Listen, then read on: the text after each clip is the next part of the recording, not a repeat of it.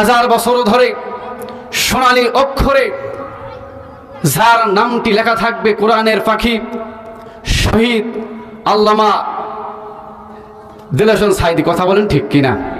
সোনালী অক্ষরে লেখা থাকবে হাজার বছর ধরে। সেই দিন আপনি থাকবেন না, সেদিন আমি থাকবো না, কেউ থাকবে না, কিন্তু বাংলার ইতিহাসে দেশ বরেণ্য আলেম তিনি থাকবেন। কথা বলেন ঠিক কিনা? অথচ এই মানুষটিকে, এই কোরআনের পাখিকে এমন একটি লাঞ্ছনা দিয়ে, এমন একটি লাঞ্ছনা দিয়ে 13টি বছর ধরে কারাগারে রাখা হলো। তারপর ইনজেকশন পুশ করে তাকে হত্যা করা হলো। আহা আল্লাহ!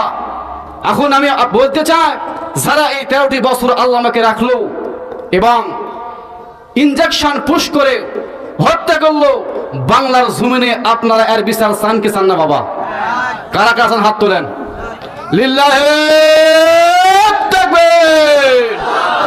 আল কোরআনের আলো সংসদে জালো। মুসলমান ভাইয়েরা, খুব খেয়াল করে শোনা লাগবে। আর 5টা মিনিট কথা বলতে চাই। আমার মুসলমান ভাইয়েরা, আল্লামার কাছে একটি ফোন আসলো,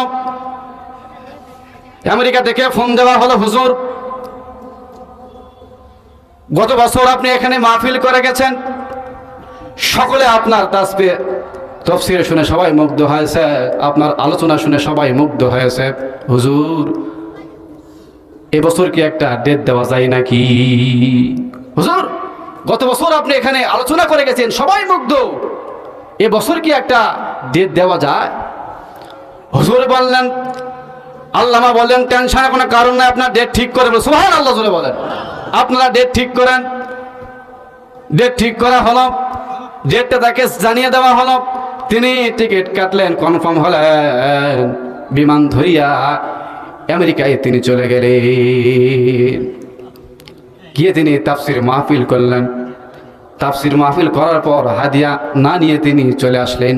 তারাও হাদিয়া দেয় নাই, আর তিনি হাদিয়া চান নাই। হাদিয়া না নিয়ে তিনি চলে আসলেন। 1 বছর পার হয়ে গেল।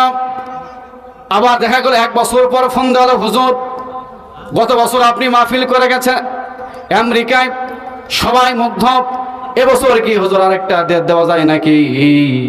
আমার মতো ছোট হুজুর হলে বলতাম, গত বছর যা ঠকাইছে, এবছর আর ডেট নাই।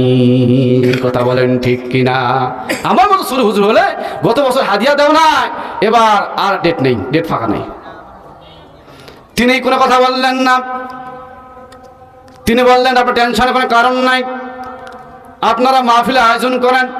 তিনি আবার সে টিকিট কাটলেন, আবার টিকিট কনফার্ম করলেন, বিমান ধরিয়া তিনি আবার আমেরিকায় চলে গেলেন, যে আবার তাফসীর মাহফিল করলেন।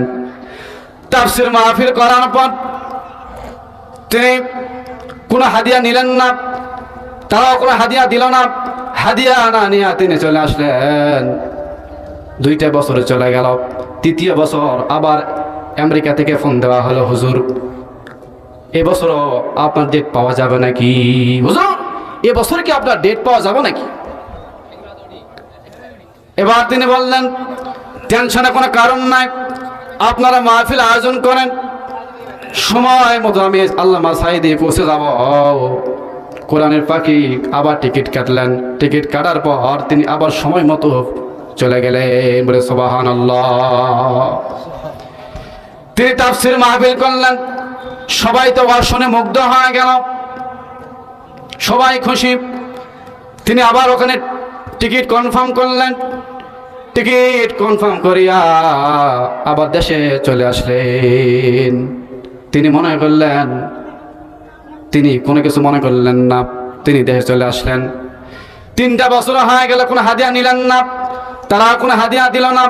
তিনি যখন টিকিট কাটিয়া বাড়িতে আসলেন, তখন দেখলেন তার যে মনের চাহিদা কোনো ছিল না, কিন্তু না চাইতে তার চেয়ে বেশি বেশি গিফট তার বাড়িতে। বলে সুবহানাল্লাহ।